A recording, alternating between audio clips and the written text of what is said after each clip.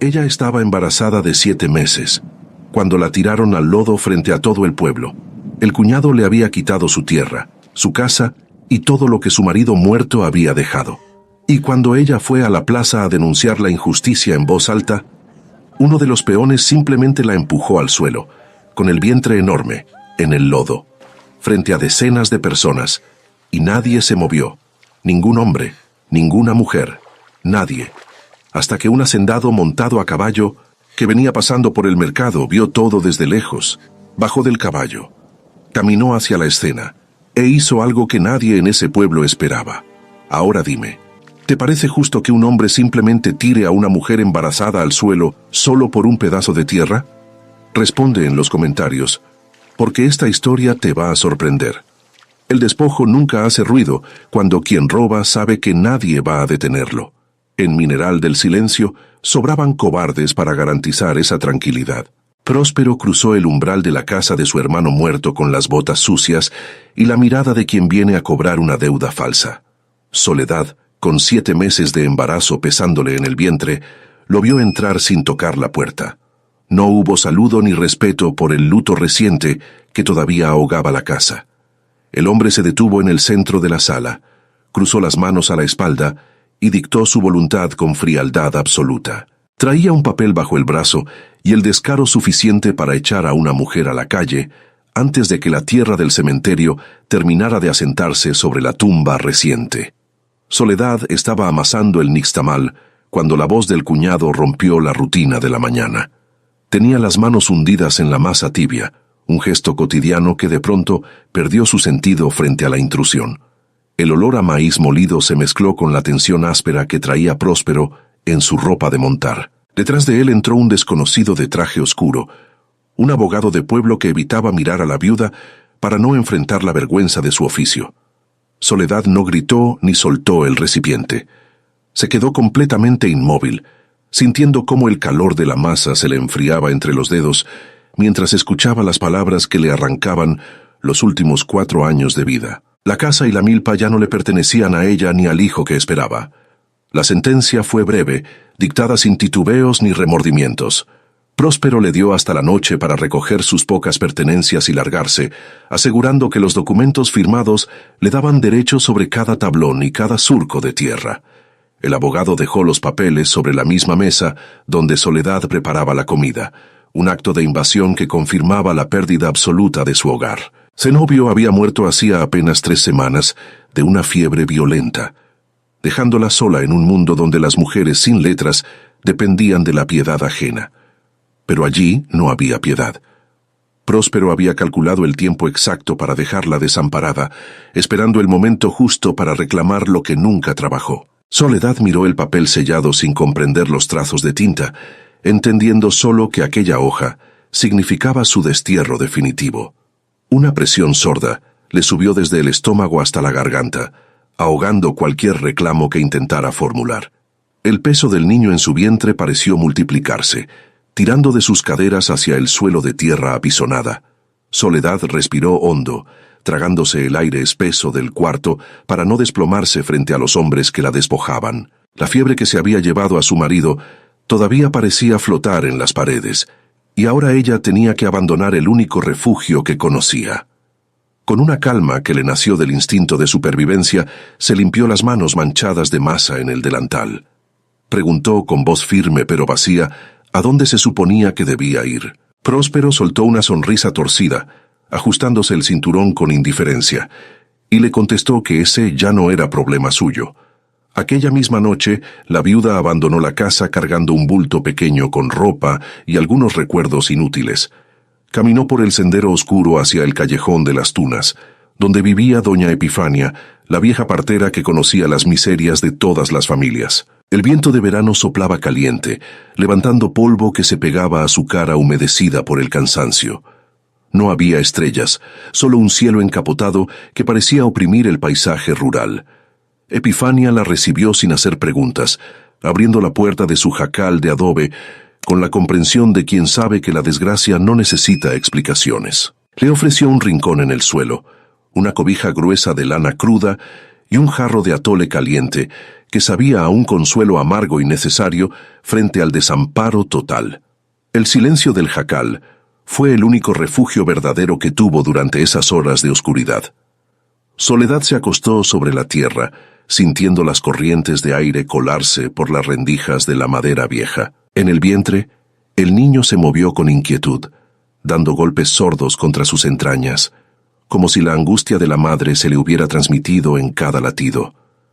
Ella le acarició la barriga con movimientos lentos, trazando círculos para calmarlo, mientras el sueño se negaba a llegar. Nadie la había consolado en el velorio de su marido, y nadie la consolaba ahora. La comunidad entera apartaba la mirada, prefiriendo la comodidad de la ignorancia ante la brutalidad de Próspero. Pero mientras esperaba el amanecer, una decisión fría comenzó a endurecerse en su pecho. No huiría a la ciudad. A la mañana siguiente, Soledad caminó hasta la oficina del síndico municipal con la firmeza de quien ya no tiene nada que perder. Se detuvo frente a la puerta de madera gastada, sintiendo el lodo seco de la calle bajo sus zapatos rotos, y golpeó con los nudillos. Valerio Mondragón era un hombre gordo de bigote ralo y manos perpetuamente sudadas, acostumbrado a despachar la justicia según la conveniencia de los poderosos del pueblo. La recibió sin levantarse de su escritorio, escuchando su reclamo con los ojos a medio abrir y los brazos cruzados sobre el estómago. Soledad explicó el despojo. Habló de la muerte reciente de su esposo y del niño que estaba a punto de nacer, esperando encontrar un resquicio de autoridad moral en aquel despacho oscuro y mal ventilado. La respuesta del síndico fue una lección magistral de indiferencia burocrática. Sin moverse de su asiento, Mondragón le aseguró que los papeles de Próspero estaban en perfecto orden legal y que no había nada que la autoridad pudiera hacer por ella. Le recordó con un tono condescendiente que disfrazaba el desprecio, que las mujeres en su condición dependían de la buena voluntad familiar y que si su marido no había dejado testamento claro, la ley protegía al hermano. Con cinismo pausado, le sugirió que buscara empleo sirviendo en alguna casa rica de la ciudad, antes de que el parto la dejara inútil para el trabajo físico. Soledad absorbió las palabras como pedradas. Servir en otra casa no era una solución. Era aceptar una condena de servidumbre, disfrazada de caridad, que la despojaría de su dignidad. En lugar de agachar la cabeza y marcharse en silencio, Soledad cometió el acto de rebeldía que desencadenaría la tragedia. Caminó directamente hacia la plaza central del pueblo, donde el tianguis del jueves ya congregaba a decenas de personas entre puestos de verdura y corrales improvisados. Se plantó en el centro del mercado, con su vientre abultado desafiando las miradas curiosas y murmurantes de los vecinos. Alzó la voz, una voz que no estaba acostumbrada a gritar, para denunciar públicamente la avaricia de su cuñado. Habló de la tierra que le pertenecía a su hijo, de los 4 años de trabajo junto a Zenobio y de la complicidad cobarde de las autoridades. No sabía de leyes ni de artículos penales, pero conocía el peso de la verdad cuando se dice a plena luz del día. La plaza entera se fue silenciando, deteniendo las ventas ante el atrevimiento de la viuda. El eco de sus palabras llegó rápidamente a oídos de Próspero, quien apareció en el lugar 10 minutos después, montado a caballo y escoltado por 2 peones de confianza. La multitud se apartó de inmediato, abriendo un camino de sumisión temerosa para dejar pasar al hombre. Próspero desmontó con una calma amenazante, sabiendo que el pueblo observaba y que su autoridad estaba siendo cuestionada por una mujer desamparada. Se acercó a Soledad con los dientes apretados, reduciendo el espacio entre ellos hasta que ella pudo oler el cuero sucio de su silla de montar. En un murmullo cargado de veneno, le advirtió que ya lo había avergonzado demasiado y que su paciencia se había agotado definitivamente. Soledad no retrocedió ante la amenaza susurrada de su cuñado. Se quedó plantada en la tierra del mercado, sosteniendo la mirada del hombre que le había robado todo. Próspero, incapaz de tolerar la insolencia pública de una viuda, hizo una seña casi imperceptible con la cabeza. Uno de los peones dio un paso al frente y le agarró el brazo con una fuerza seca, como quien sujeta a un animal terco. Los dedos callosos se clavaron en la tela verde del vestido que alguna vez perteneció a la madre de Soledad. Ella tiró de su cuerpo hacia atrás, resistiéndose al jalón con una terquedad silenciosa, negándose a ser arrastrada fuera de la plaza como una criminal frente a la mirada cobarde de sus propios vecinos, quienes fingían no ver el atropello. La resistencia duró apenas un instante antes de que la violencia se hiciera explícita. El peón, frustrado por la firmeza de la mujer, soltó el agarre y la empujó con ambas manos directo contra el suelo. No fue un tropiezo torpe, fue una decisión tomada con alevosía delante del pueblo. Soledad perdió el equilibrio y su cuerpo pesado cortó el aire de la mañana. El impacto resonó en la plaza, un golpe sordo cuando el vientre de 7 meses chocó contra el barro espeso que los caballos habían removido horas antes. Un dolor agudo le recorrió la espalda, robándole el aliento de tajo. El lodo caliente del verano le salpicó el rostro y el cabello negro, manchando de indignidad la última ropa decente que conservaba tras la muerte de Zenobio. El bullicio de los comerciantes y compradores se extinguió, tragado por un mutismo cómplice y aterrado. Decenas de personas estaban allí, sosteniendo canastos de mimbre o pesando manteca, pero nadie movió un solo músculo para ayudarla. Los hombres bajaron la vista hacia sus guaraches. Las mujeres se persignaron disimuladamente detrás de los puestos de verduras, y los niños fueron apartados por sus madres. La injusticia se consumaba a la luz del sol, amparada por la certeza de que en Mineral del Silencio el poder siempre tenía la razón, sin importar la crueldad. Próspero observaba la escena desde su posición, con las manos apoyadas en el cinturón de cuero, satisfecho de haber restaurado el orden natural de las cosas a través de la humillación pública de la mujer que se atrevió a desafiarlo. Aturdida por el impacto y con el sabor amargo de la tierra en la boca, Soledad apoyó las manos temblorosas en el fango para intentar incorporarse. Las rodillas le raspaban contra las piedras ocultas mientras hacía acopio de fuerzas para no quedarse tirada. Logró levantar el torso, respirando con dificultad, con la mirada fija en los botines lustrados de su cuñado. Pero antes de que pudiera erguirse por completo, la bota del mismo peón la empujó en el hombro, arrojándola de nuevo hacia abajo. Esta vez no hubo sorpresa, solo la confirmación brutal de su absoluto desamparo. El sonido que emitió al caer por segunda vez no fue un quejido de dolor físico, sino el crujido sordo de alguien a quien el mundo entero le da la espalda de manera deliberada. A 50 metros de allí, en la entrada del mercado, un caballo oscuro detuvo su marcha de manera abrupta. Don Serapio Villafuerte llevaba casi 2 horas recorriendo el camino que bajaba del cerro, transportando un cargamento de semillas de maíz. Era un hombre de 52 años, curtido por el sol implacable, viudo desde hacía 4, y con una fama bien ganada de poseer un genio largo y ninguna paciencia. Desde su montura, con las riendas tensas entre los dedos, presenció la escena en su totalidad. Vio a la mujer embarazada cubierta de barro y al hombre erguido sobre ella con arrogancia. Don Serapio no era de los que buscaban pleitos ajenos. Prefería la estricta soledad de su hacienda, el trabajo duro y el silencio constante de sus propios asuntos. Pero la imagen de aquella humillación le removió algo antiguo y pesado en el pecho. No había nada de heroico en su reacción, sino una intolerancia profunda hacia la cobardía colectiva que permitía tal bajeza a la luz del día. Se quedó inmóvil por unos segundos, calibrando la situación con la mirada fría de quien ha visto demasiadas injusticias salir impunes.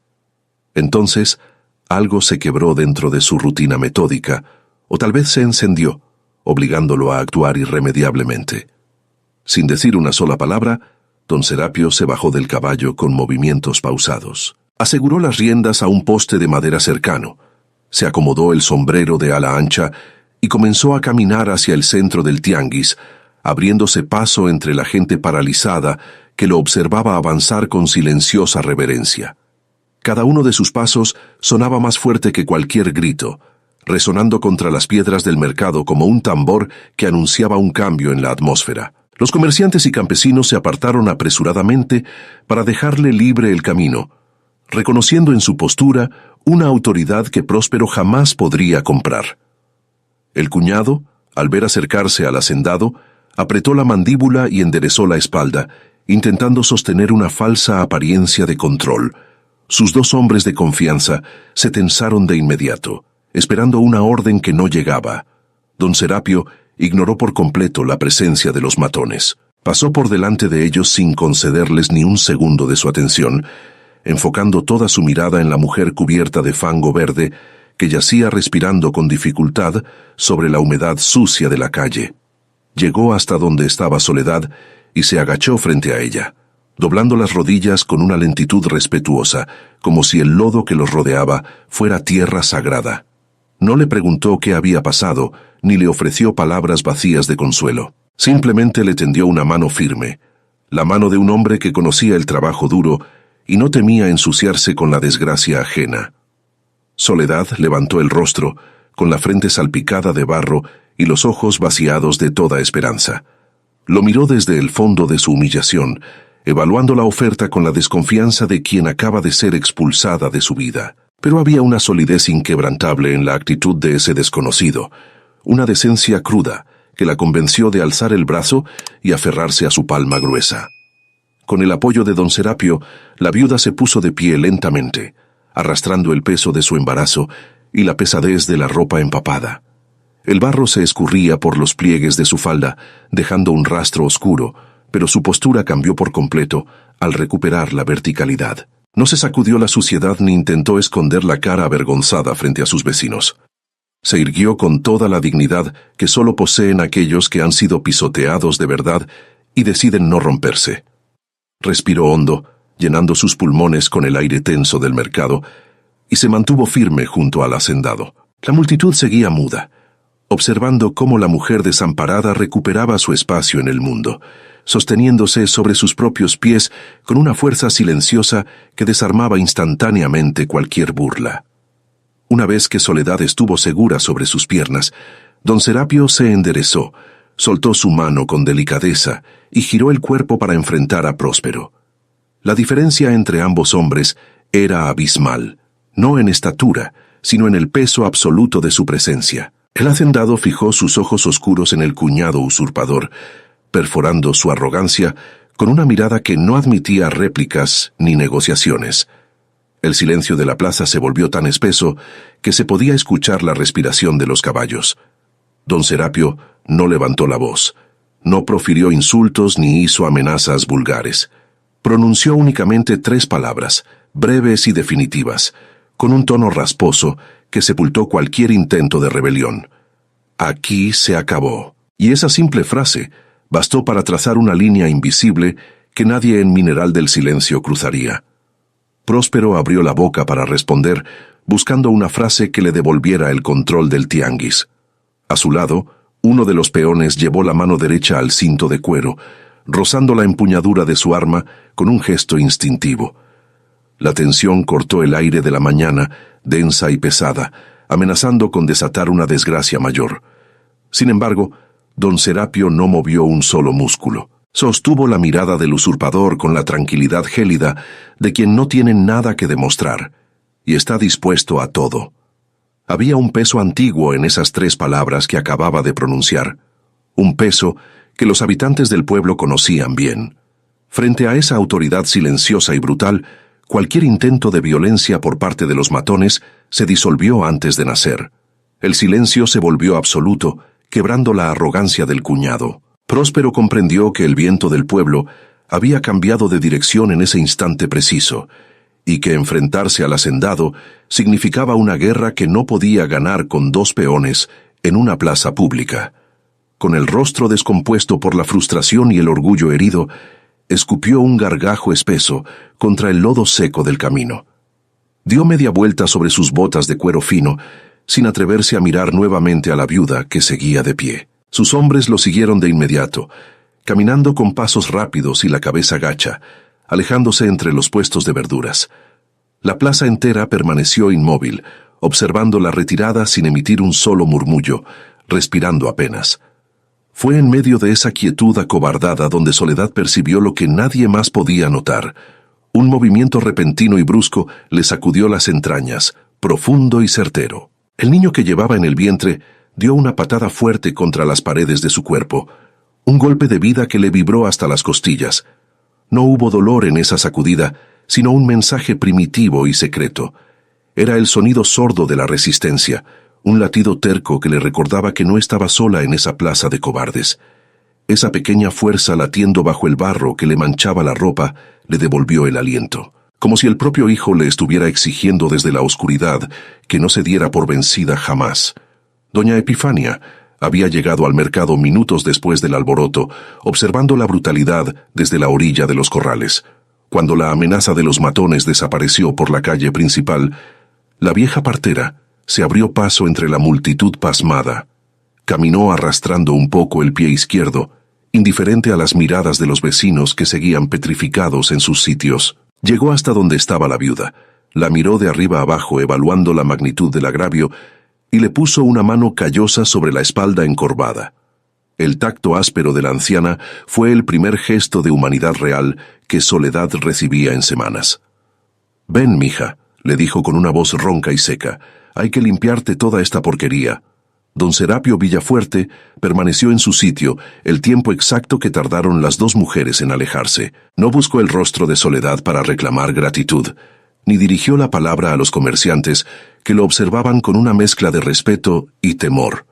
Simplemente esperó a que la viuda estuviera a salvo bajo el amparo de la vieja partera. Cuando las vio doblar la esquina del callejón, el hacendado dio media vuelta con la misma lentitud con la que había llegado. Desató las riendas de su caballo oscuro, montó en la silla de cuero gastado y retomó su camino hacia el cerro. Era la costumbre invariable de los hombres que hacen lo correcto: marcharse antes de que alguien intente darles las gracias.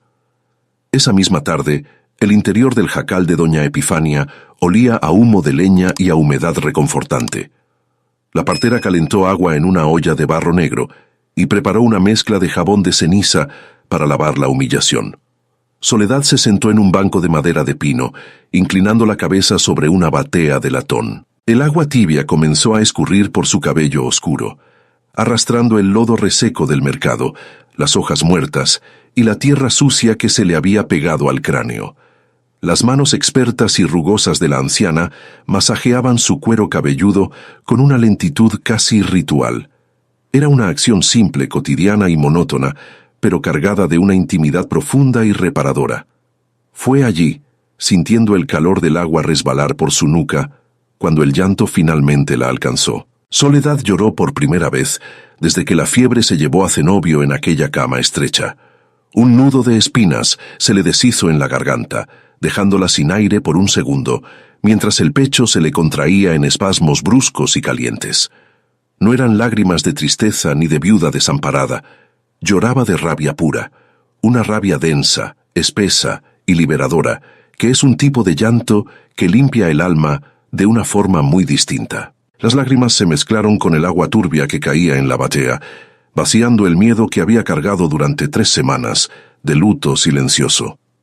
Mientras la ira se le escurría por los ojos, algo nuevo y definitivo fue tomando forma en su interior. La fragilidad de los últimos días se evaporó, dejando en su lugar una dureza desconocida. Era algo más sólido que la pena por la muerte de su esposo, y mucho más resistente que el terror a quedarse en la calle. Soledad apretó los puños sobre su regazo mojado, sintiendo cómo esa determinación se le anclaba en los huesos. Miró fijamente la pared de adobe desconchado que tenía enfrente, estudiando las grietas secas de la tierra con una claridad asombrosa. La decisión estaba tomada, forjada en el barro caliente de la plaza y templada en el agua de ceniza de la vieja partera.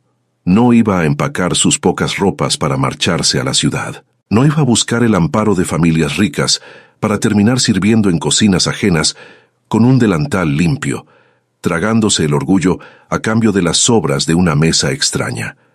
La sumisión que Próspero esperaba de ella se había quebrado irremediablemente con aquel empujón cobarde. Ya no existía la esposa dócil que no sabía leer los papeles de su propia ruina. Desaparecer del pueblo como un animal asustado dejó de ser una opción en su mente. La exclusión social que los vecinos le impusieron con su silencio esa mañana solo sirvió para afilar su voluntad hasta convertirla en un arma de resistencia silenciosa y absolutamente letal. Ese niño que llevaba en las entrañas iba a nacer en la tierra que le correspondía por derecho. Iba a respirar el mismo aire que respiró su padre en la milpa que Zenobio había trabajado con sus propias manos desde la madrugada hasta el anochecer. Soledad se levantó del banco de madera, con el cabello limpio y escurriendo sobre los hombros, sintiéndose más dueña de sí misma que nunca. No le importaba el precio que tuviera que pagar, ni los obstáculos que Próspero intentara ponerle en el camino. Estaba dispuesta a perder lo poco que le quedaba con tal de recuperar lo que era suyo. Esa misma noche, el miedo abandonó el jacal, dejando el espacio libre para la batalla.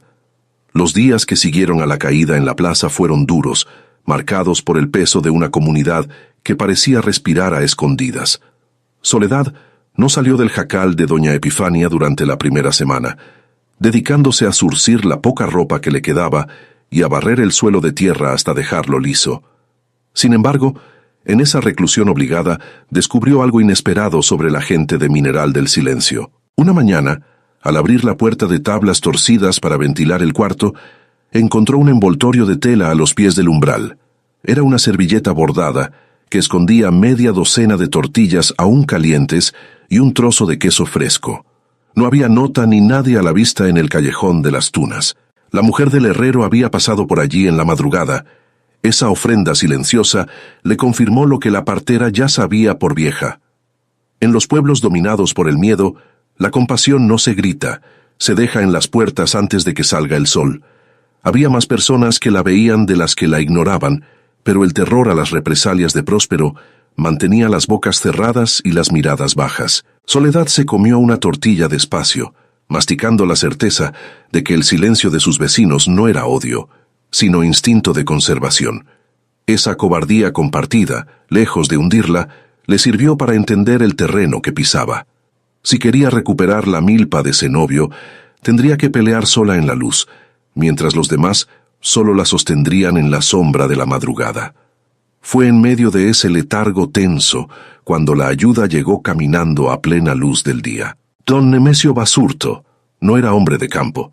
Era el maestro de la pequeña escuela rural, un individuo de estatura escasa, hombros estrechos y anteojos gruesos que le daban un aire de pájaro asustado. Había llegado de la capital hacía un par de años, cargando libros que nadie leía y una ingenuidad que el polvo del pueblo no terminaba de ensuciar. A don Nemesio todavía le sorprendía la brutalidad natural con la que los caciques locales disponían de la vida ajena. A diferencia de los campesinos, él no tenía tierras que perder ni patrón al que rendir cuentas, lo que le otorgaba una valentía peculiar nacida de la pura indignación teórica. Una tarde calurosa, el maestro se presentó en el callejón de las Tunas con un cuaderno de tapas negras apretado bajo el brazo derecho. Caminaba pisando firme, levantando pequeñas nubes de polvo seco con sus zapatos urbanos, sudando profusamente bajo el sol inclemente de las 4. Doña Epifania lo vio venir desde la ventana y abrió la puerta antes de que tocara.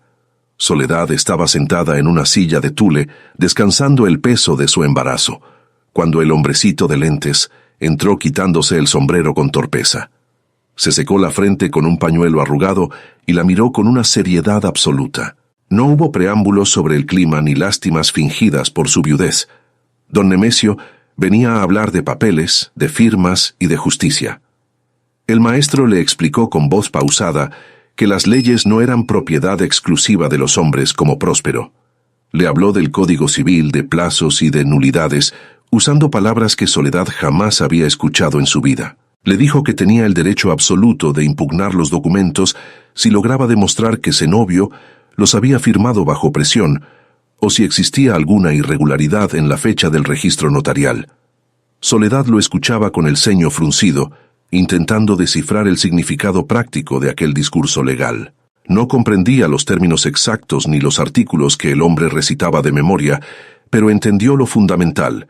La escritura de su cuñado no era una condena divina, sino un papel que podía romperse si encontraba la grieta adecuada.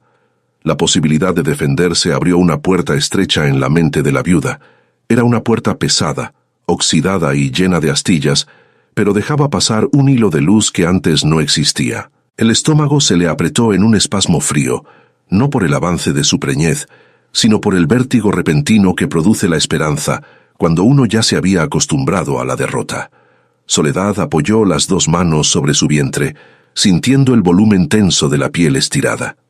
Miró al maestro a los ojos, buscando en su rostro pálido alguna señal de engaño. Pero don Nemesio sostenía la mirada con la convicción inquebrantable de los que creen en la letra escrita más que en las armas. Le pidió que la llevara a donde hiciera falta. Al amanecer del día siguiente, emprendieron el camino hacia las afueras del pueblo. Caminaron durante horas por un sendero pedregoso que castigaba los pies de Soledad a cada paso. Iban a buscar a Cástulo Pereira, un notario retirado que vivía a 2 leguas de Mineral del Silencio, aislado por voluntad propia.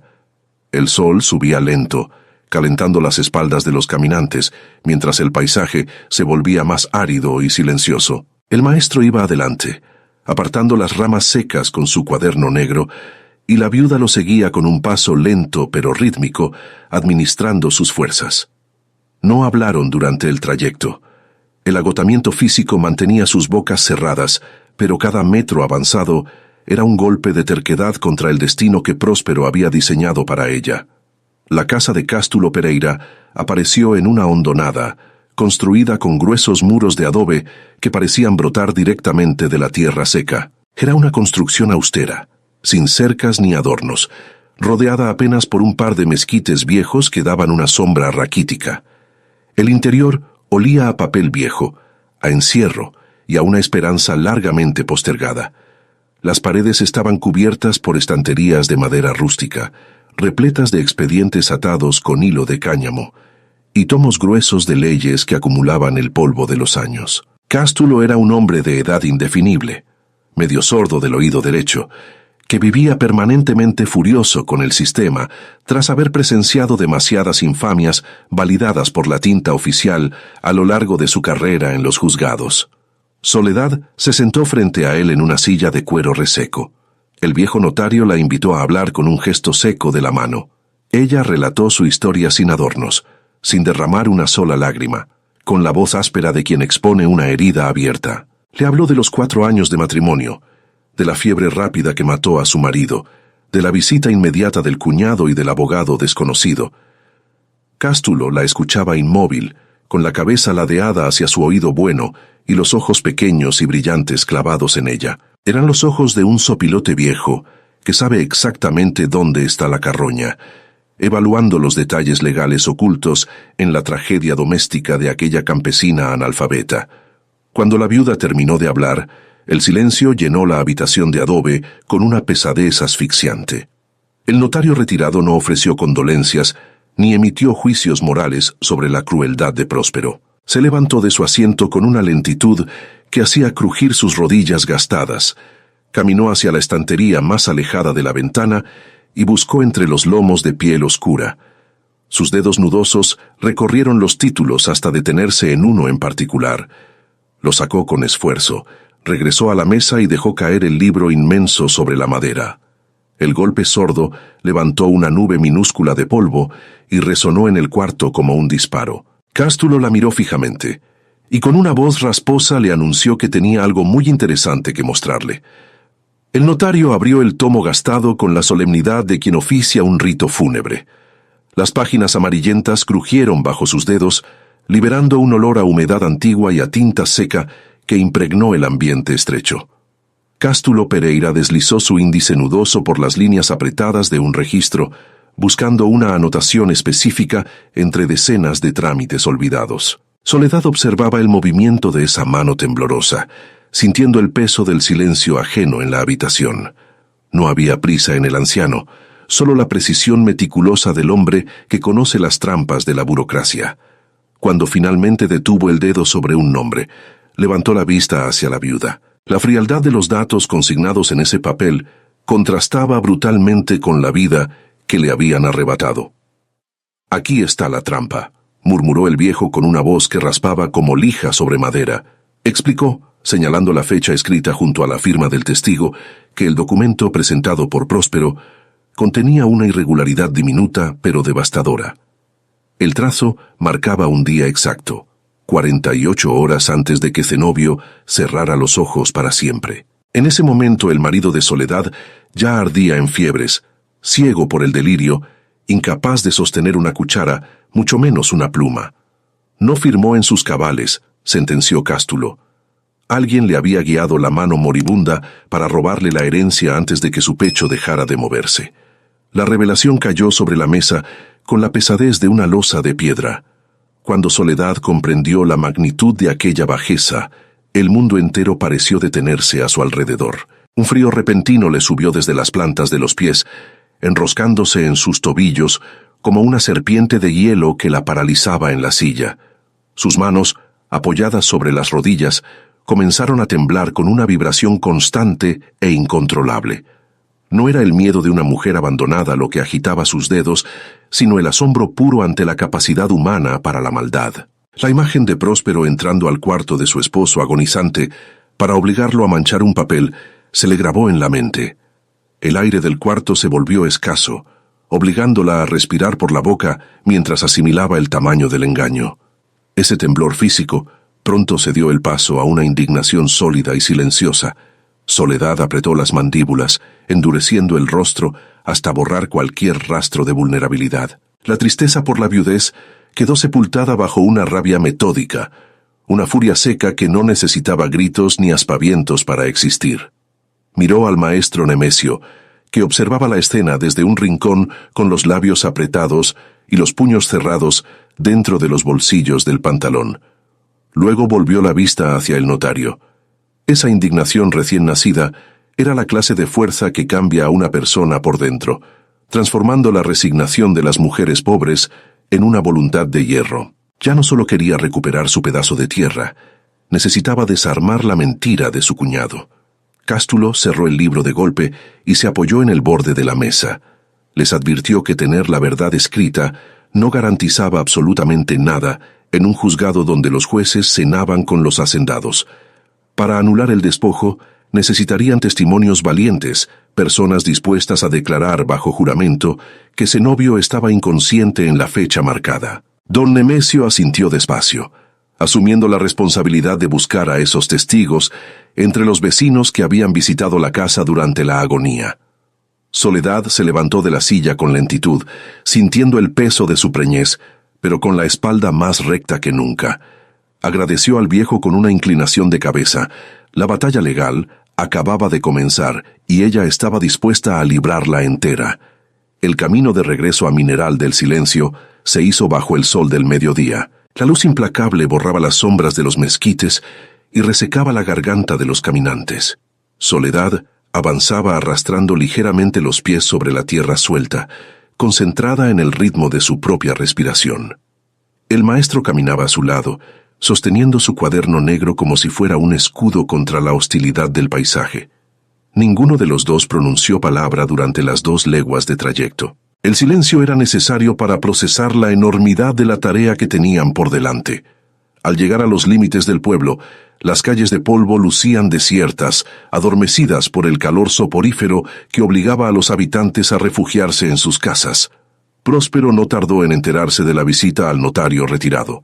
En los pueblos pequeños, los secretos viajan adheridos a las suelas de los zapatos y se susurran en las esquinas antes de que caiga la tarde. La noticia de que la viuda analfabeta estaba escarbando en las fechas del registro notarial le llegó mientras revisaba las cuentas de la milpa usurpada. Su reacción no fue explosiva, sino calculada y sumamente fría. Entendió que el silencio del mercado no había sido suficiente para quebrar a su cuñada. Debía enviar un mensaje más claro, uno que no dejara dudas sobre las consecuencias de desafiar el orden establecido. Llamó a uno de sus peones, el mismo que había ejecutado el empujón en la plaza, y le dio instrucciones precisas. El mensajero llegó al jacal de doña Epifania, cuando el sol comenzaba a esconderse tras los cerros. Se detuvo frente a la puerta de tablas chuecas, con las manos en los bolsillos y una postura de aburrimiento fingido. No levantó la voz, ni siquiera intentó asomarse al interior de la vivienda. Habló hacia la oscuridad de la entrada con un tono monótono, recitando las palabras exactas que su patrón le había ordenado entregar. Dijo que el señor Próspero era un hombre de mucha paciencia, pero que esa virtud tenía un límite muy cercano. Añadió, mirando fijamente las tunas secas del callejón, que una mujer sola a punto de parir en el monte era una criatura sumamente vulnerable a las desgracias imprevistas. Las palabras flotaron en el aire del atardecer, cargadas de una amenaza cobarde que no necesitaba levantar la voz para ser efectiva. El peón no esperó respuesta, dio media vuelta y se marchó arrastrando las espuelas contra la tierra apisonada. Doña Epifania, que había escuchado todo desde el rincón donde molía café, dejó el tejolote sobre la mesa y caminó hacia la entrada. Soledad estaba sentada en la silla de palma, inmóvil en la penumbra del cuarto. Tenía ambas manos protectoramente apoyadas sobre su vientre, la mirada fija en un punto invisible de la pared de adobe. La anciana la observó durante un minuto largo, calibrando el impacto de la advertencia en el cuerpo cansado de la viuda. ¿Tienes miedo?, le preguntó la partera con una sequedad que no admitía mentiras ni consuelos baratos. El silencio de la habitación se espesó, interrumpido únicamente por el chirrido lejano de las chicharras en los árboles cercanos. Soledad tardó varios segundos en contestar, dejando que la pregunta se asentara en su pecho. Respiró hondo, sintiendo la dureza de su propia determinación chocando contra la fragilidad de su circunstancia. Sí, respondió finalmente, con una voz baja pero exenta de cualquier temblor. Afirmó que sentía terror de perderlo todo en una noche, pero que a estas alturas el miedo ya no tenía ninguna importancia. Había cruzado una línea invisible de la que era absolutamente imposible regresar, y ahora solo le quedaba avanzar hacia adelante. 3 días después de la amenaza, una silueta ancha bloqueó la escasa luz de la puerta del jacal. Don Serapio Villafuerte se detuvo en el umbral sin hacer ruido, sosteniendo un canasto de mimbre tejido entre sus manos curtidas. No traía la postura arrogante de los hombres que visitan la miseria para sentirse bondadosos, sino la incomodidad evidente del que no sabe muy bien cómo justificar sus propios actos. Miró el interior de la vivienda de adobe con ojos rápidos, registrando la precariedad de los muebles y la humedad del suelo.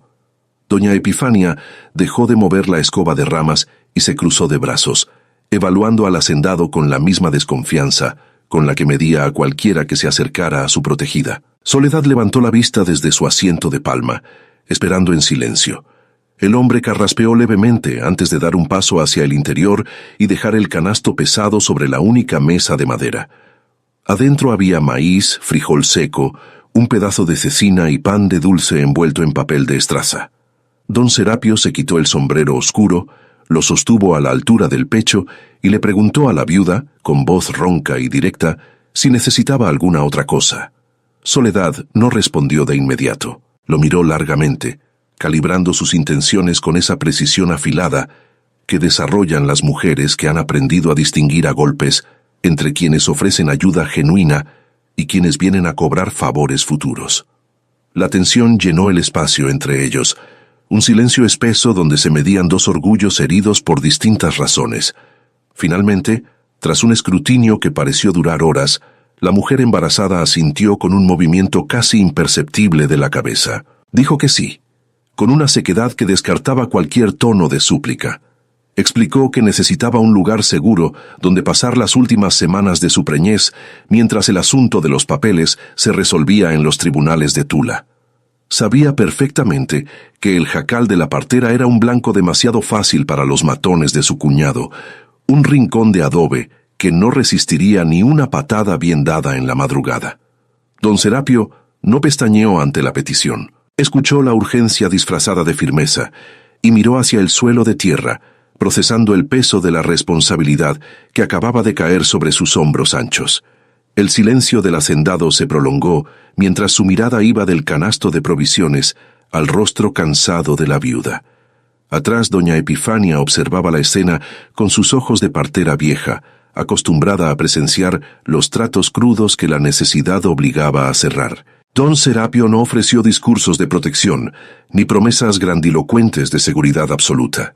Habló despacio, mencionando que en el casco de su hacienda existía un cuarto vacío pegado a la cocina, un espacio modesto, pero resguardado por muros gruesos de mampostería. Añadió, apretando el ala de su sombrero, que él era el único dueño de sus tierras y que nadie en el pueblo se atrevería a pedirle cuentas sobre a quién le permitía dormir bajo su propio techo cerrado. Esa fue la respuesta más larga y comprometida que don Serapio había pronunciado frente a otra persona en sus 4 años de viudez solitaria. Sin esperar agradecimientos formales ni llantos de alivio, el hombre dio media vuelta, Se cubrió la cabeza y salió al callejón de las tunas con el mismo paso pesado con el que había llegado.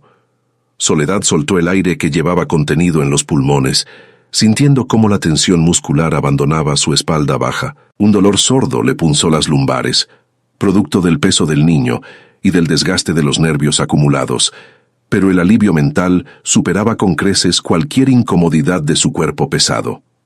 Esa misma tarde, recogió su escaso bulto de ropa para abandonar la pobreza del jacal y mudarse. La llegada a la hacienda de Villafuerte se hizo antes de que el sol cayera por completo, evitando las miradas curiosas de los vecinos del centro. El cuarto junto a la cocina olía a leña seca y a cal reciente, un refugio austero que ofrecía una barrera física contra las amenazas de Próspero. Había un catre de hierro con un colchón de lana, una silla de tule y una jofaina de peltre blanco para el aseo diario. Soledad se sentó en el borde de la cama, pasando las manos por la manta limpia. La soledad del lugar era inmensa, interrumpida solo por el trajín de las sirvientas en el patio contiguo, pero esa misma lejanía era la garantía de que su hijo nacería lejos del fango y la humillación. Mientras la viuda aguardaba la llegada de sus dolores de parto en la seguridad de aquel cuarto, el proceso legal avanzaba en los despachos de Tula.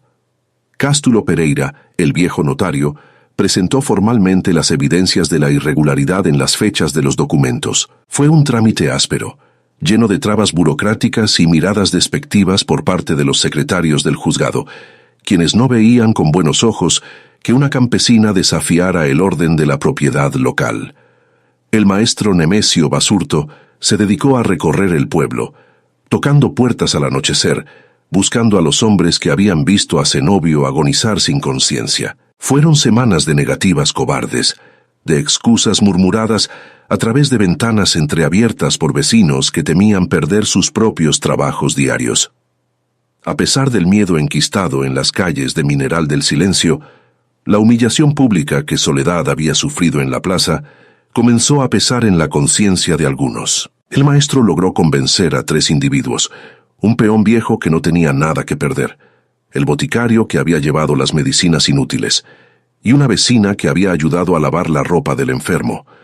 Los 3 accedieron a declarar frente a un juez que el marido de Soledad estaba ciego por la fiebre y delirando en la fecha que marcaba el papel de Próspero. La noticia de que había testigos dispuestos a hablar bajo juramento llegó rápidamente a los oídos del cuñado usurpador, resquebrajando la seguridad arrogante con la que se paseaba por el pueblo. Próspero comprendió que la situación se le escapaba de las manos, cuando los abogados que había contratado en la capital comenzaron a exigirle más dinero para frenar el avance de Pereira. Los hombres de traje llegaron con sus maletines de cuero, instalándose en la mejor pensión del lugar, exhibiendo expresiones de superioridad que pronto se tornaron en gestos de evidente fastidio. La evidencia de la fecha era un error torpe, una mancha de tinta que ni todas las influencias locales podían borrar fácilmente si el juez superior en Tula decidía revisar el caso con atención. El usurpador pasaba las tardes encerrado en la casa que había robado, pateando los muebles de madera y bebiendo licor barato para ahogar la rabia de verse acorralado por una viuda analfabeta. La 4ª semana de aquel encierro judicial trajo consigo el desenlace físico que Soledad llevaba esperando. Una noche, mientras el viento soplaba fuerte contra los muros gruesos de la hacienda, una punzada aguda le cruzó el vientre bajo, obligándola a doblarse sobre sus propias rodillas. El dolor se expandió hacia su espalda, un latigazo sordo que le anunció el inicio del trabajo de parto. No gritó para pedir ayuda. Apretó los labios hasta sentir la tensión extrema del esfuerzo, respirando hondo en la oscuridad del cuarto. La partera Epifania, que había sido mandada a buscar con anticipación, llegó horas después con sus hierbas y trapos limpios. La batalla en los tribunales seguía su curso, pero en ese cuarto austero, la única urgencia era la vida pujando por abrirse paso. El cuarto junto a la cocina se llenó con el calor denso del esfuerzo humano. Soledad se aferró a los bordes del catre de hierro, sintiendo cómo sus músculos se contraían con una violencia primitiva que le exigía vaciar todo el aire de sus pulmones.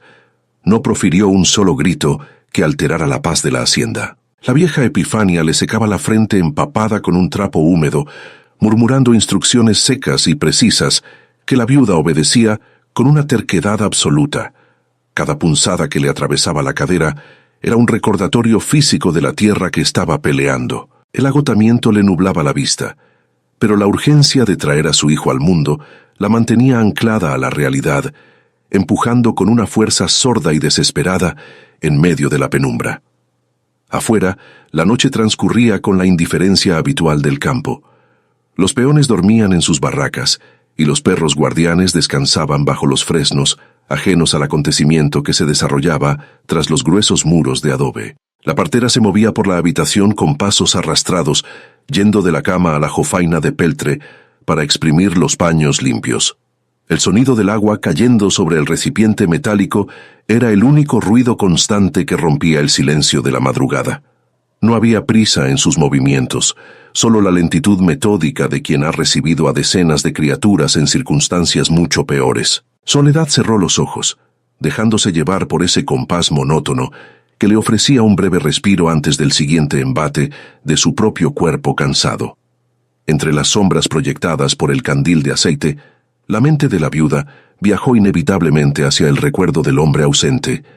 Recordó la respiración agitada de Zenobio durante sus últimos 5 días, el olor acre de la fiebre que impregnaba las cobijas y la impotencia de no poder retener su vida. Ese final injusto contrastaba brutalmente con el inicio que ahora se gestaba en sus entrañas. El engaño de Próspero había intentado borrar la existencia de su esposo mediante firmas falsas y despojos, pero ella estaba a punto de entregarle al mundo la prueba viva de que aquel matrimonio había existido. Apretó los dientes, transformando la nostalgia amarga en la energía necesaria para continuar, decidida a que la memoria de su marido no quedara sepultada bajo la avaricia de un cobarde. Con el último esfuerzo de la noche, un llanto agudo y vigoroso cortó de tajo la quietud de la habitación. El sonido rebotó contra las paredes encaladas, llenando cada rincón vacío que la muerte había dejado meses atrás. Epifania levantó a la criatura con sus manos rugosas, evaluando su vitalidad con una mirada experta antes de envolverla rápidamente en una manta de algodón rústico. Era un varón fuerte, de piel enrojecida y pulmones enteros, que reclamaba su espacio en un mundo que había intentado echarlo antes de nacer. Soledad dejó caer la cabeza sobre la almohada, respirando de forma entrecortada, mientras una ola de alivio inmenso le aflojaba todos los músculos del cuerpo. Ese llanto desafiante era la única respuesta que necesitaba darle a quienes la habían arrojado al fango.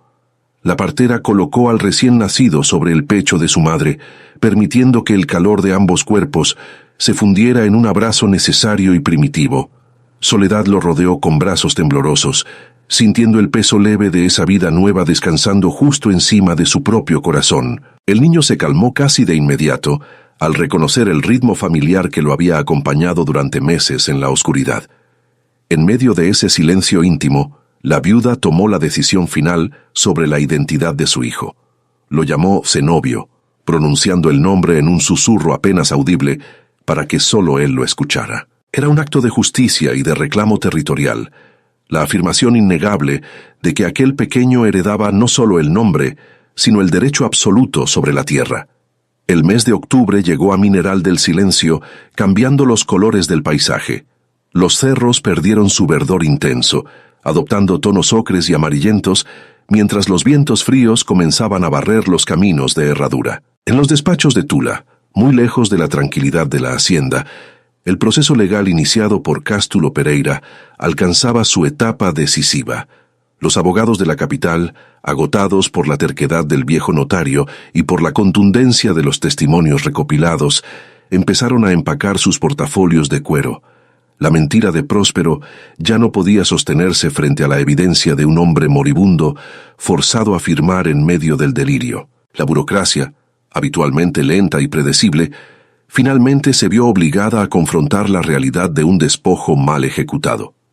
La sentencia se dictó un martes por la mañana, con la frialdad implacable de la tinta oficial sobre papel sellado. El juez del distrito anuló por completo los documentos presentados por el cuñado, argumentando un vicio de voluntad insalvable. Dictaminó que ninguna firma obtenida bajo los efectos de una fiebre terminal poseía validez alguna ante la ley. La resolución ordenaba la restitución inmediata de la propiedad, la casa y la milpa a la viuda y a su legítimo heredero. Además, otorgaba a Próspero un plazo innegociable de 30 días para desocupar el lugar y devolver todo lo que hubiera extraído de la tierra durante ese tiempo. El golpe judicial destrozó en un instante la seguridad arrogante del usurpador, dejándolo sin opciones legales y sin el respaldo de los caciques locales. Fue el maestro Nemesio Basurto quien emprendió el viaje a la hacienda de don Serapio para entregar la noticia. Caminó los kilómetros que separaban el pueblo de la propiedad con un paso ligero, sosteniendo el fallo judicial como si llevara un tesoro frágil entre las manos. Encontró a Soledad sentada bajo el corredor de tejas, amamantando al pequeño cenobio con la mirada perdida en la lejanía de los sembradíos. El hombrecito de anteojos gruesos se detuvo a una distancia prudente, se quitó el sombrero y desdobló el papel con cierta solemnidad. Leyó cada línea de la sentencia en voz alta, pronunciando los términos jurídicos con claridad, asegurándose de que la viuda comprendiera que la batalla legal había culminado en una victoria absoluta y definitiva contra su cuñado.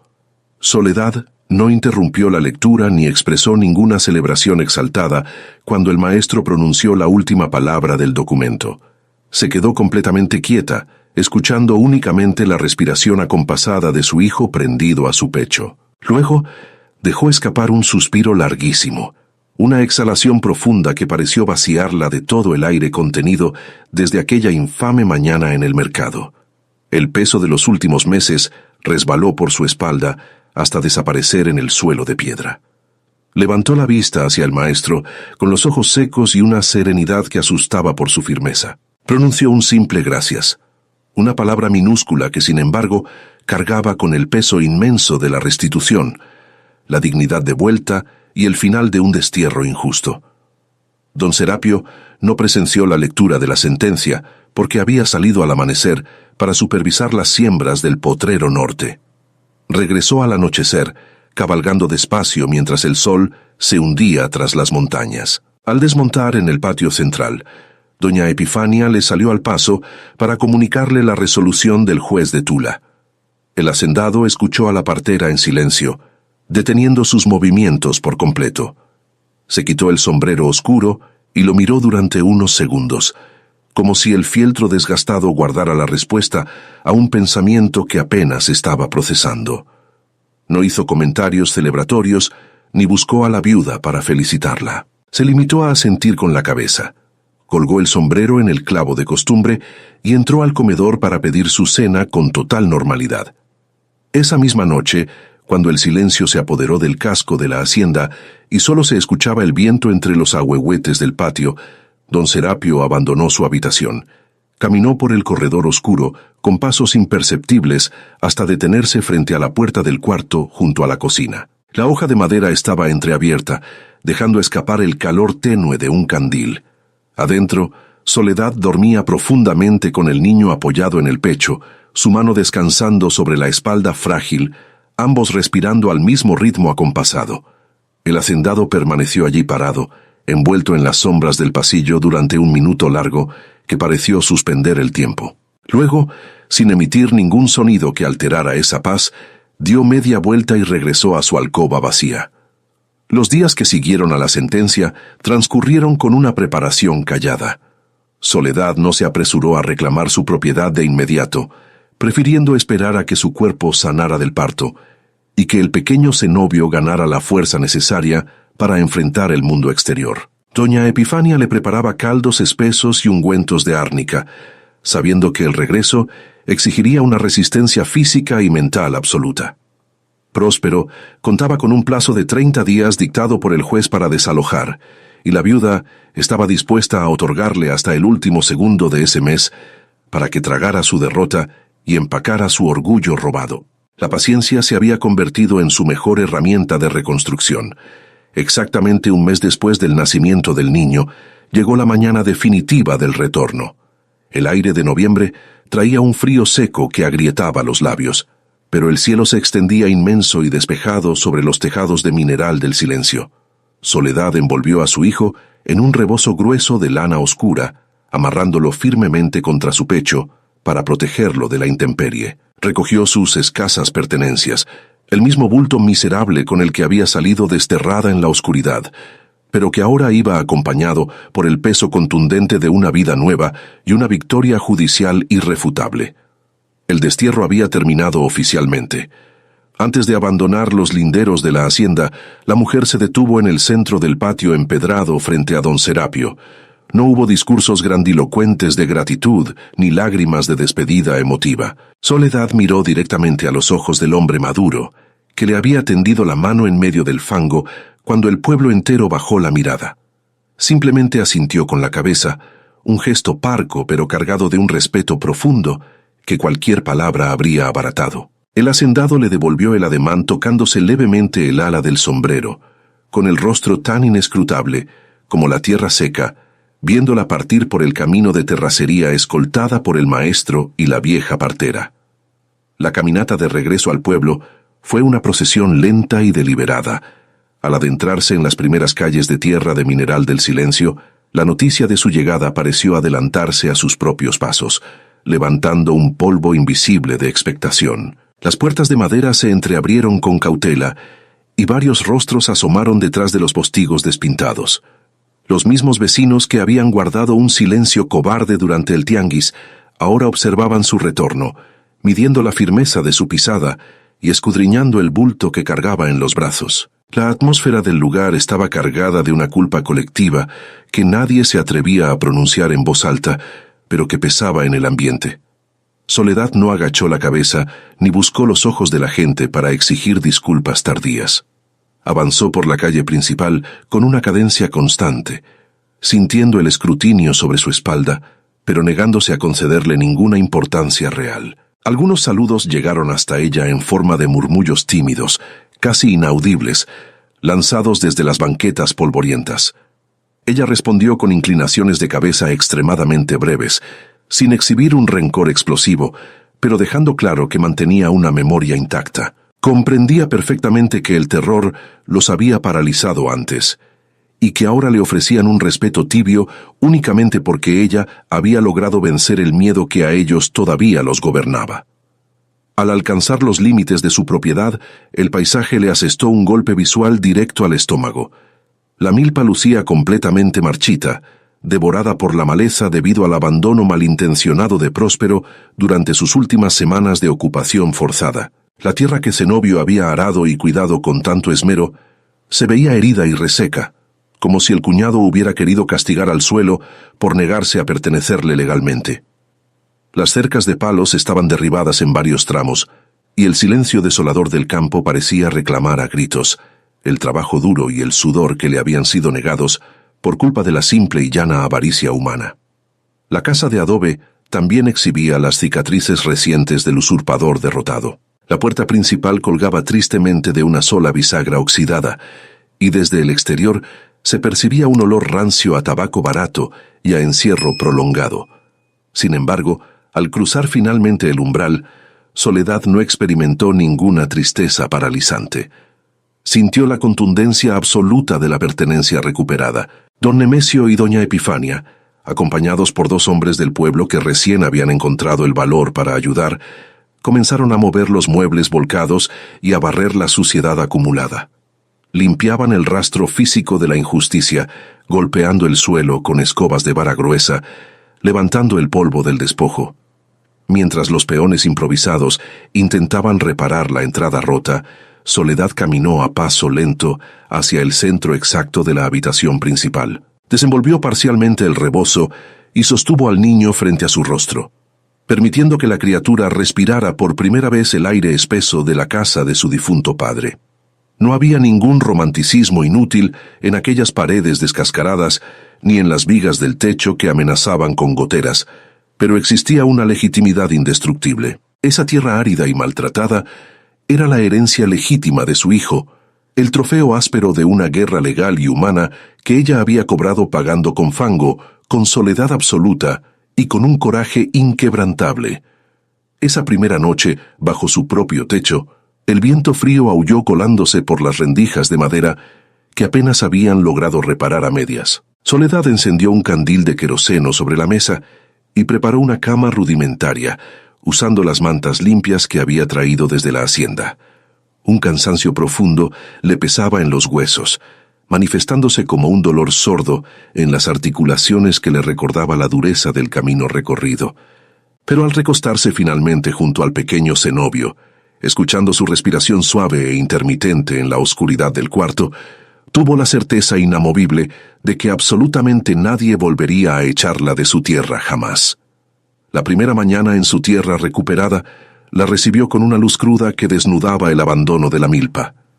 Soledad salió al corredor de adobe, apretando el rebozo contra su pecho para proteger a Zenobio del viento helado que bajaba del cerro. Frente a ella se extendía un campo plagado de maleza y surcos destruidos, un monumento temporal a la avaricia de su cuñado.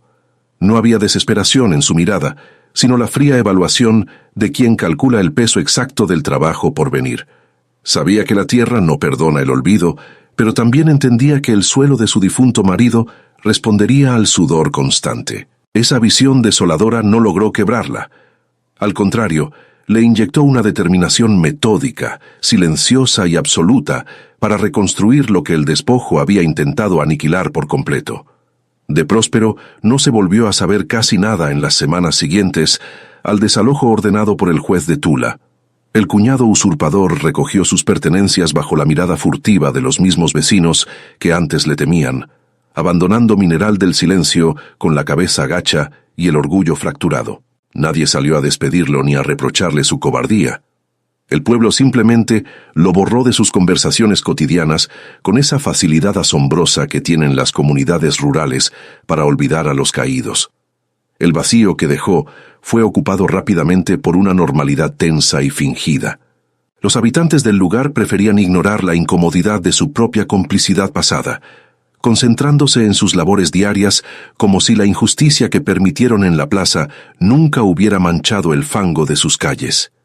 Incluso Valerio Mondragón, el síndico de bigote ralo que le había negado cualquier auxilio oficial, intentó limpiar su imagen manchada. Una tarde de noviembre, el funcionario se presentó en la linde de la propiedad con una actitud conciliadora y falsa, sosteniendo unos papeles irrelevantes como excusa para acercarse. Saludó a la viuda desde el cerco de palos caídos, utilizando un tono servil que contrastaba brutalmente con el desprecio que le había mostrado en su despacho oscuro. Soledad no interrumpió su labor de desierve con el machete. Continuó cortando la maleza gruesa, obligando al hombre gordo a soportar la humillación de ser ignorado. Cuando finalmente levantó la vista, le clavó una mirada tan fría y penetrante que el síndico retrocedió instintivamente, comprendiendo que en esa casa no había espacio para el perdón burocrático. Casi un mes después del regreso, la silueta oscura del caballo de don Serapio apareció por el camino de terracería. El hacendado desmontó con la misma lentitud de siempre, deteniéndose a unos metros del corredor, donde Soledad molía maíz en el metate de piedra. El esfuerzo físico de la molienda le tensaba los músculos de los brazos y le provocaba un dolor sordo en los hombros, producto del trabajo incesante que exigía la reconstrucción del hogar. El hombre no interrumpió su faena. Se limitó a dejar un costal de yute pesado sobre la base del muro de adobe. Eran semillas de frijol y maíz de primera calidad, seleccionadas cuidadosamente en sus propios graneros. No hubo discursos de caridad ni ofrecimientos de salvación, solo la entrega silenciosa de la materia prima indispensable para sembrar. Las visitas del hombre de 52 años comenzaron a establecer un ritmo propio, espaciado y absolutamente respetuoso. Don Serapio no buscaba imponer su presencia ni actuar como un patrón benevolente que esperaba pleitesía a cambio de su generosidad. Llegaba al atardecer, cuando el sol perdía su fuerza castigadora, y se quedaba de pie junto al cerco reparado, observando los avances en la tierra limpia. Cruzaban frases cortas sobre el clima, la humedad del suelo o la salud del niño que dormía envuelto en el rebozo. Esa distancia calculada era la forma más pura de consideración que el hacendado podía ofrecerle, permitiendo que la viuda mantuviera intacto su espacio vital y su autonomía recuperada, sin asfixiarla con exigencias emocionales que ninguno de los dos estaba preparado para procesar todavía. Soledad aprendió a leer los gestos parcos del visitante habitual, con una precisión asombrosa. Entendió que detrás del ceño permanentemente fruncido y la voz rasposa se escondía un hombre profundamente herido por su propia viudez, alguien que había encontrado en la rectitud su única tabla de salvación frente a la soledad del campo. No había en sus acercamientos ninguna urgencia pasional, ni un deseo burdo de posesión inmediata. Existía, en cambio, el reconocimiento mutuo de dos sobrevivientes que se calibraban en silencio. Ella le ofrecía un jarro de agua fresca o un asiento en la banca de madera, aceptando su compañía sin comprometer su independencia. Esa interacción sencilla y desprovista de artificios se convirtió en un puente invisible, construido sobre la base sólida de la dignidad humana y el respeto absoluto. El invierno cayó sobre Mineral del Silencio, con heladas nocturnas que escarchaban los surcos recién abiertos de la milpa. El frío se colaba por las rendijas del techo de adobe, obligando a Soledad a dormir abrazada al pequeño cenobio para compartir el escaso calor de sus cuerpos. Las madrugadas de labor constante le pasaron factura a sus manos, que se agrietaron profundamente, sangrando en pequeños cortes dolorosos al contacto con el agua helada de la cubeta. Una tos seca se instaló en su pecho durante semanas, raspándole la garganta en cada exhalación profunda, pero se negó rotundamente a frenar el ritmo de sus tareas diarias. Cada punzada de agotamiento físico era asimilada con una estoicidad de hierro, porque prefería el desgaste brutal del trabajo propio a la humillación tibia de depender del prójimo. Con la llegada de la primavera, los primeros brotes verdes rompieron la costra de la tierra reseca, anunciando el renacimiento innegable de la milpa. El milagro agrícola fue el resultado directo de la terquedad de Soledad y de las semillas entregadas por el hacendado del cerro. Don Serapio apareció una tarde de abril para contemplar los tallos jóvenes que se erguían desafiantes contra el viento cálido de la temporada. Se quitó el sombrero de fieltro oscuro, limpiándose el sudor de la frente, y asintió con la cabeza en una clara señal de aprobación silenciosa. La viuda lo observó desde el corredor, sosteniendo al niño en brazos, sintiendo una satisfacción inmensa al comprobar que había sido capaz de devolverle la vida al patrimonio de su hijo, sin haber claudicado jamás ante la adversidad.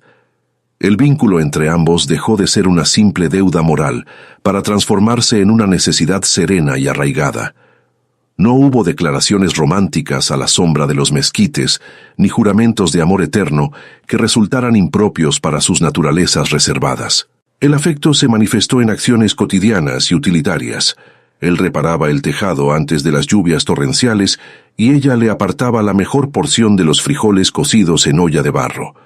Esa cotidianidad compartida fue cimentando una confianza indestructible, cociéndose a fuego lento en la tranquilidad del campo aislado. Comprendieron, sin necesidad de verbalizarlo, que la soledad compartida pesaba mucho menos y que la presencia del otro se había vuelto tan natural y necesaria como el agua del pozo que alimentaba los surcos verdes de la propiedad restaurada.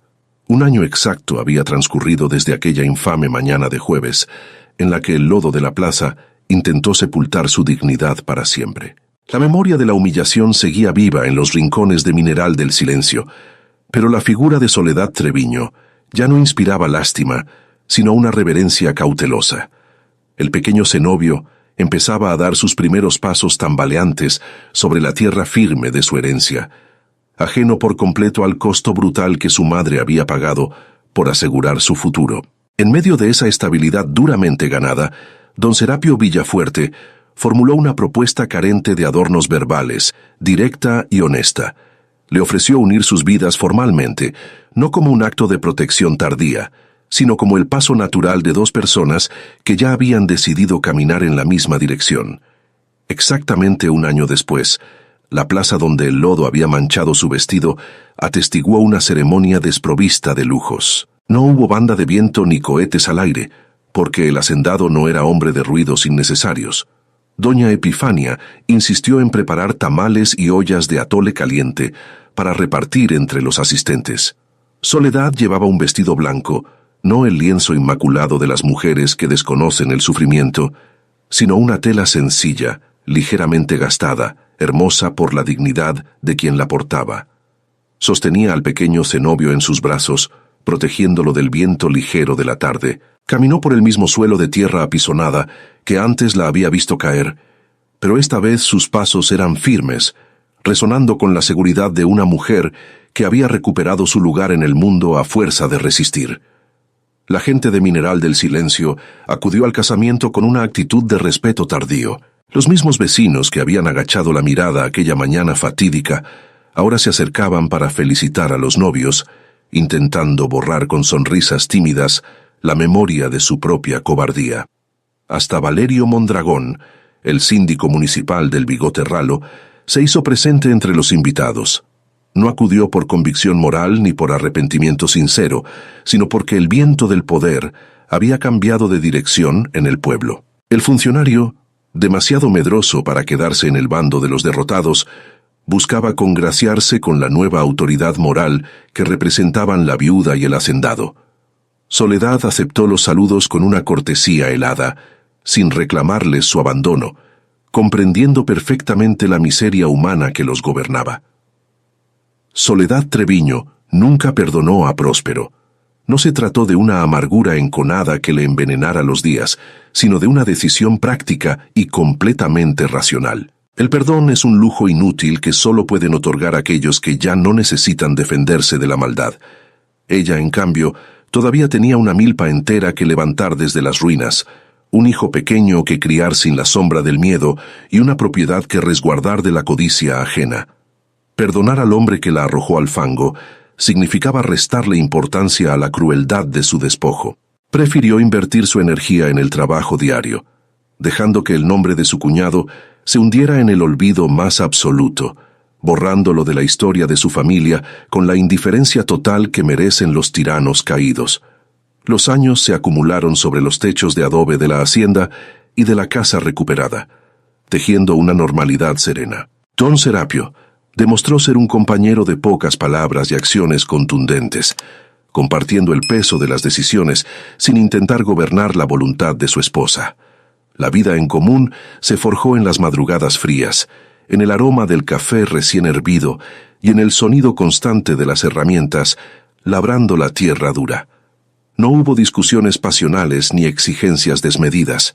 El matrimonio funcionaba con la precisión de un engranaje bien lubricado por el respeto mutuo. La presencia del hacendado le brindó a Soledad un muro de contención contra las habladurías del pueblo, permitiéndole enfocarse exclusivamente en hacer prosperar el patrimonio que tanto sufrimiento le había costado recuperar.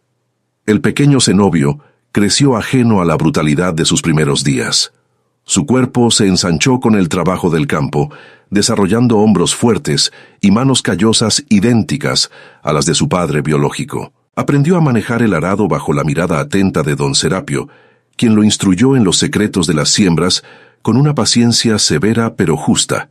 El muchacho recorría los linderos montado a caballo, respirando el aire de los cerros, asumiendo su herencia como un derecho natural. Nunca supo del todo la magnitud de la humillación que su madre soportó, ignorando que el suelo que ahora pisaba con tanta firmeza había sido comprado con el barro, la soledad absoluta y el destierro inmerecido de una mujer valiente.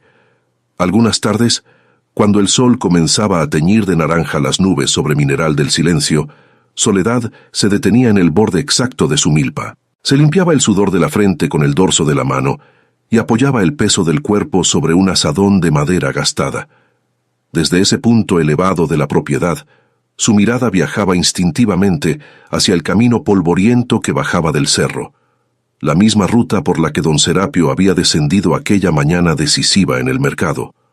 No había una nostalgia dulzona en ese ejercicio de memoria, sino un reconocimiento crudo de los hechos. Observaba el paisaje árido con la tranquilidad profunda de quien ha sobrevivido a la peor de las tormentas sin haber entregado un solo palmo de su dignidad personal. En ese silencio del atardecer, la mujer repasaba la fragilidad de su propia historia. Comprendía con una lucidez impecable que hubo un instante preciso en el que el mundo entero le dio la espalda, dejándola tirada en el suelo con el desamparo como única compañía. Ese aislamiento forzado habría quebrado la voluntad de cualquier otra persona, empujándola a la sumisión o a la huida vergonzosa. Sin embargo, Ella había utilizado la hostilidad de sus propios vecinos como el combustible necesario para endurecer su carácter. El abandono generalizado le enseñó que la única verdadera protección residía en su propia terquedad, en negarse rotundamente a ser la víctima dócil que los hombres poderosos y cobardes esperaban que fuera para su propia comodidad. El barro que le salpicó el rostro aquel jueves de tianguis se había secado hacía muchos años, pero su significado seguía intacto. Ese fango no representaba una mancha de deshonra, sino el cimiento oscuro sobre el cual reconstruyó su vida entera. Soledad se tocaba la falda de algodón limpio, recordando la textura pesada de la ropa empapada, y sonreía levemente ante la ironía de su destino. La humillación pública, planeada cuidadosamente para destruirla, fue el catalizador que terminó por otorgarle el respeto incondicional de toda la región. Próspero quiso arrebatarle el futuro, empujándola hacia el suelo, ignorando por completo que fue precisamente en el contacto violento con esa tierra húmeda donde ella encontró la fuerza inmensa para levantarse y reclamarlo todo.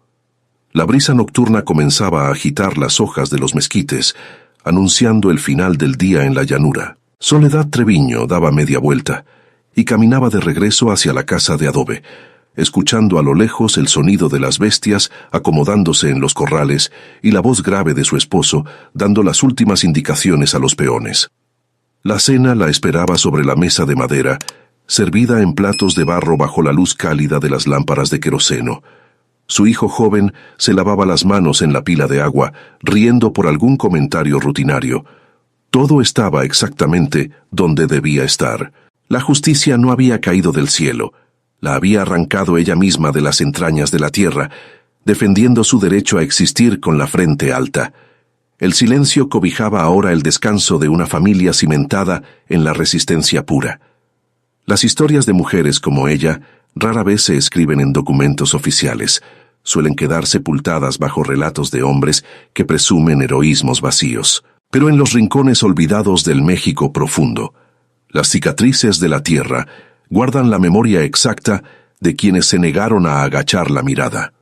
Soledad demostró que la dignidad no se pierde cuando te empujan contra el lodo, sino cuando decides no hacer el esfuerzo de ponerte de pie frente a tus opresores. El verdadero coraje siempre resuena, incluso cuando nadie alrededor se atreve a pronunciar una palabra. ¿Y tú? ¿Has visto una injusticia así donde vives? Cuéntanos en los comentarios.